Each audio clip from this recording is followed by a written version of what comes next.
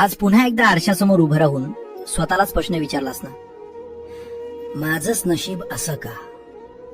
डोळे भरून आले होते तुझे, पण ते पाणी कुणाला दिसू नये म्हणून चेहऱ्यावर पुन्हा तेच खोटं हसू आणलंस आणि कामाला लागलास.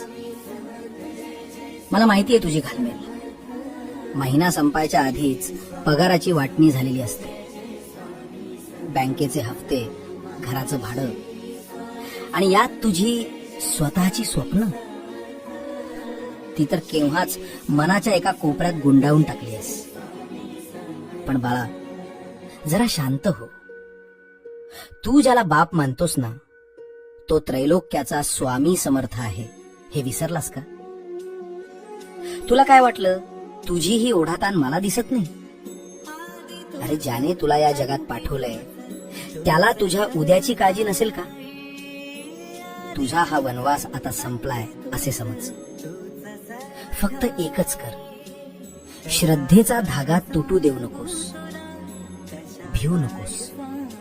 मी आहे ना.